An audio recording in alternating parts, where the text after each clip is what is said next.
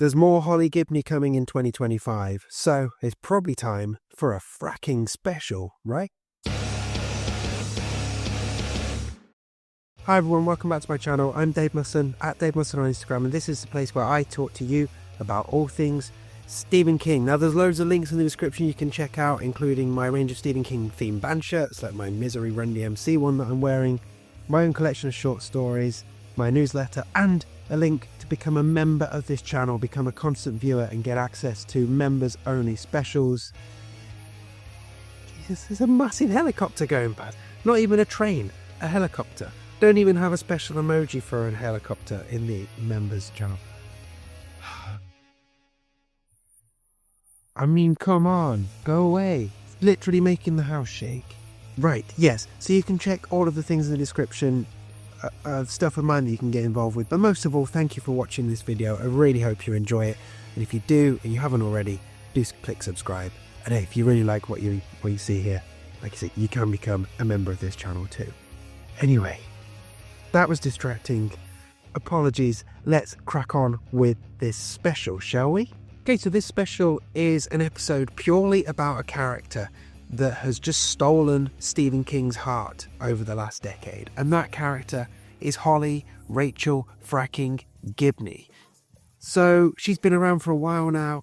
And as we know, the next book is going to be Never Flinch, which is another Holly Gibney book. So she's not going away anytime soon. So it felt time to do a special all about her. And that's what this video is. So this is going to be a spoiler-free guide to all things Holly Gibney. So I'll give you a bit of background about who Holly is and what sort of character she is. And then we'll go through the books that she appears in and the best order for you to read them in. Which, no secret, it's publication order. Like, if that's the big reveal you're looking for, there we go, you're done, you can go.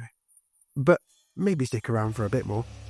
So we'll talk about the character, we'll talk about what book she's in. I'll also touch on what representations we've seen of Holly on the screen so far. And I'd really love to hear your thoughts on Holly Gibney. Are you a fan of Holly Gibney? Have you grown to like her? Are you excited for more Holly Gibney going forwards? Why don't you let me know in the comments with either a frack yes if you're a Holly fan, or a frack no if you don't want any more Holly. I'd love to hear from you. Okay then, enough poopy. Let's get into this. Here's a special about Holly fracking Gibney. So let's start off with talking about who is Holly Gibney and a few points about her character. So King has characterized Holly as an obsessive compulsive with an inferiority complex. And there are other readings of her as well. She's described as very observant, very unfiltered, and pretty unaware of her own innocence and naivete a lot of the time. And as you read Holly, you'll realize that she is, as I've already said, really sharp, really observant, excellent memory, and pretty hot stuff when it comes to computer skills as well. So Holly actually is a really positive example of a neurodivergent character playing a significant role in multiple books. So as King has mentioned, she is obsessive compulsive, but you can also see other traits in there. She certainly appears to be on the autistic spectrum, and other commentators have said she suffers from synesthesia and sensory processing disorder. But for many constant readers, she's also a really likable character.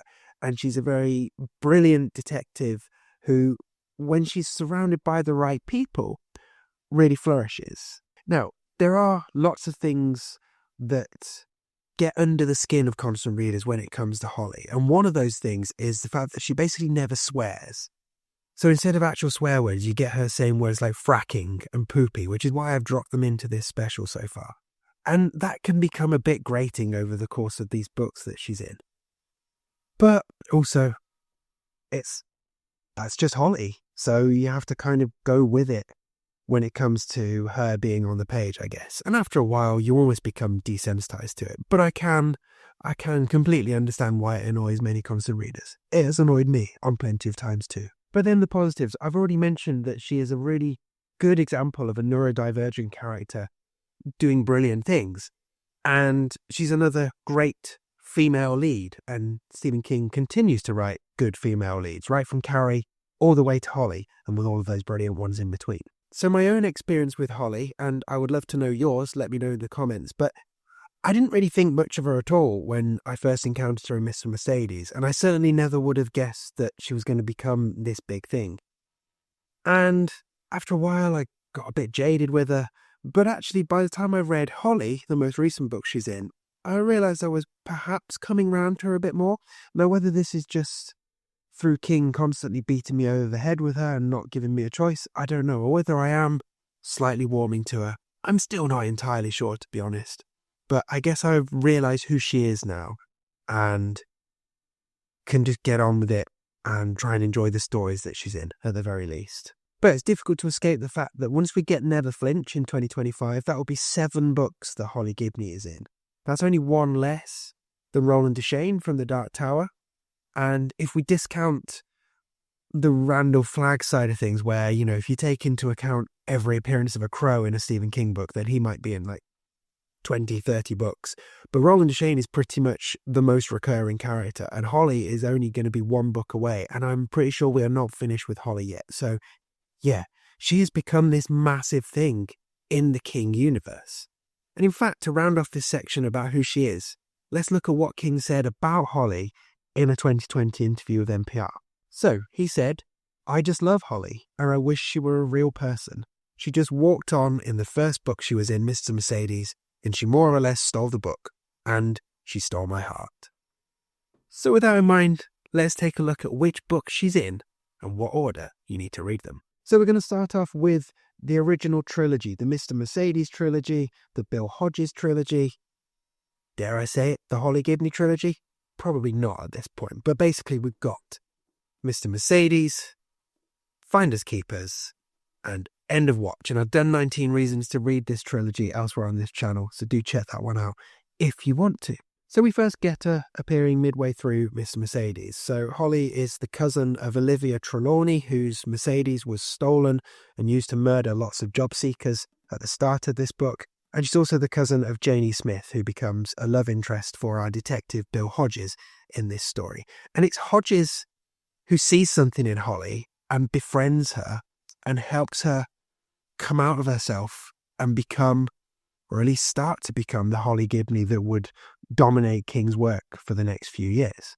It's Bill Hodges who sort of sees her potential and realizes her brilliance and allows her to come out from under the thumb of her horrible and overbearing mother, who is another character in this book. So in Mr. Mercedes, she's kind of quirky throughout. And as the novel goes on, she becomes more and more important and ends up playing a really vital role towards the end of the book. And she works pretty well in it. Fine. Good introduction to Holly. So next up we have Finders Keepers. It's a story I really like, possibly hamstrung by being wedged into the Hodges Mercedes trilogy. But in terms of Holly in this, we see just how capable she actually is when she's surrounded by friends and people who admire her, and when she's given an element of trust and responsibility, she really does flourish. But even in this book, I was still never reading this thinking, Holly Gibney is going to be a mainstay character for Stephen King for years to come after this. She still feels like an important but a side character in this trilogy. So lastly, in the main trilogy, we have End of Watch. Now at this point, all of the characters are just kind of ticking along, and we get into the end of this 3-book story.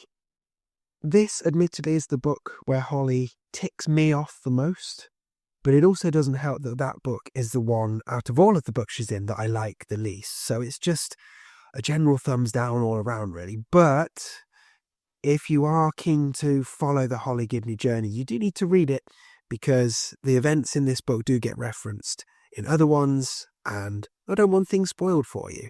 And once you've got 2 books in, you want to know what happens to all the main players, right? So there's your original trilogy. That's where we first meet Holly fracking Gibney. So next up, we have a pair of books concerned with outsiders. We have The Outsider, and we have the novella If It Bleeds, which is gathered in the collection If It Bleeds, both featuring Holly Gibney and continuing her journey. So let's go to The Outsider, and this is where I started to think, maybe there's something bigger planned for Holly after all.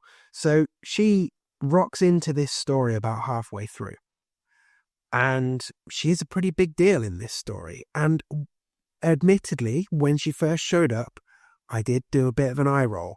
But actually, it was really fascinating to see how she adapted to working in a different city with different people, eventually making new friends, working on a different case, putting her skills to different uses and being out of her comfort zone.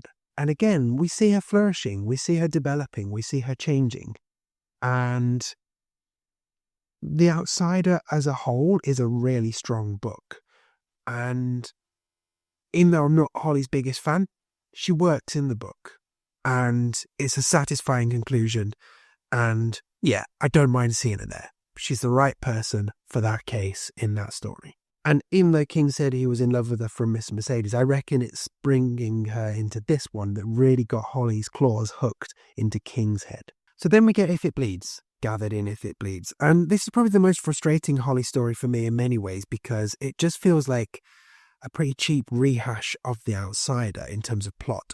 But its saving grace is that we get more on the relationship between Holly and that horrible mother of hers. The dynamic that has shifted from what we see in Mr. Mercedes to what we see here, where Holly is no longer this meek, subdued and controlled woman, but she is an independent woman. She's living her own life, and we see her being able to stand up to her mother. We learn more about her relationship with her uncle as well.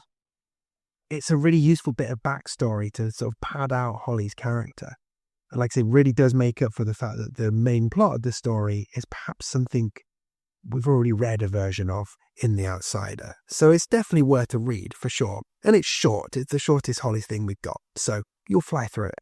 So on to then the next wave, which is Holly, which we've already got, and Never Flinch, which we have coming in 2025. So Holly, the standalone novel all about Holly, a new case for her, completely new thing to work through. I'm not going to say too much about this because I've got a spoiler-free review of this book elsewhere on my channel. Do go and check that one out. But short version, yeah, I like the story. It could have worked without it being Holly, but yeah, I like it fine. And it's got a few things in there that will wind some Constant readers up. It's got lots of Trump, it's got lots of COVID. But on the whole, I liked it. I thought it was pretty original and some fun villains for sure. Now, this one is also interesting because we get a lot more development of Barbara Robinson, who is another character that we first meet in Mr. Mercedes. So Barbara and her unflinchingly brilliant brother Jerome are both characters who keep seeping through all of these stories and who I think we're going to get more of in Never Flinch as well. So be aware of those characters when you're going through. And also be aware that generally across the Holly journey, all of the good characters are not just good, they're all unbelievably brilliant at everything, which might frustrate you. Holly definitely has her flaws, but is ultimately brilliant and things come very easy to her. And the Robinsons are just amazingly brilliant at absolutely everything, to the point where it's always like, come on, train. Drop those train emojis, members. Anyway, pay attention to the Robinsons because, well, by the time we're done, they'll have been in almost as many books as Holly as well. So also important characters. Now, on to 2025's Never Flinch. I've gathered everything we know so far, which isn't that much, into a different video, so check that one out. But basically, it looks like Holly is going to be a bodyguard for an activist politician type person, which sounds like an interesting diversion from her being a detective. But hey, let's just see what that brings, shall we? So before we wrap up, let's take a little look at Holly Gibney on screen, because so far there have been 2 adaptations featuring that character. So she was first played by Justine Loop in the Mr. Mercedes series, which is a 3-season series covering the original trilogy of books. Now, Justine Loop is an actress who a lot of Constant readers really like as Holly. And I think a lot of that is because she looks a lot like Holly reads until the moment you remember Holly's meant to be in her mid-50s. Because Holly reads much younger. She reads like this sort of early 30s, quirky, almost manic pixie type character. And Justine Loop sort of has that look to match that. And I can see why a lot of people liked her. And she is good in the Mr. Mercedes trilogy, or 3 seasons, or whatever. She is good as Holly. And she also does the audiobook for Holly as well. So for a lot of constant readers, Holly Gibney equals Justine Loop. Fine. Now, the other version of Holly Gibney on screen is in The Outsider, and there, Holly Gibney was played by Cynthia Erivo, who I thought did a really, really good job. I thought she was excellent at conveying Holly's insularity, her loneliness at times, her struggle to adapt to new situations, but also ultimately her brilliance. Now, a lot of constant readers didn't like this, let's face it, because Cynthia Erivo is black, and Holly Gibney is white in the books, and god damn it, how dare this woke nonsense mean that a black actor can play someone who, on page, is listed as white. How dare they change that? But ignore those racist idiots. She's really good in this. We've been blessed so far that we've got 2 amazing actors who have done brilliant portrayals of Holly Gibney, and it's fine. We can like both. My favourite, Cynthia Erivo, I think she gets the nuances of the character better. But if you're looking for quirky Holly, Mr. Mercedes is right there. So, yeah, we're lucky. We've got 2 good ones, okay? Anyway, let me know who your favourite on-screen Holly Gibney is. And, well, I think that's about it. We're done with my little guide to Holly fracking Gibney. Okay, there we go. A guide to Holly Gibney. I hope that was useful. And again, let me know what you think of Holly. Are you a fan of Holly Gibney? Are you excited about Never Flinch? Let me know with a frack yes or a frack no. And some other things you can do. You can check out the links to the description to my range of Stephen King themed band shirts, like my Misery Run DMC shirt. You've got my own collection of short stories, Once More Around the Sun, which won some awards. You can sign up to my newsletter, and you can become a member of this channel. You can become a constant viewer, get access to members-only specials, early access to videos, some special emojis that you can use, like when the train goes past, you can drop a train emoji, all fun stuff like that. No worries if you're not interested or you can't right now, but if you do want to become a member, that would be really, really cool. And I think that's it. I think we're about done. So, hope this was useful. If there are any other characters you would like specific specials on, let me know, and maybe I can add it to my list of future videos for you. But otherwise, take care, keep reading good books, and I will see you very soon. Farewell.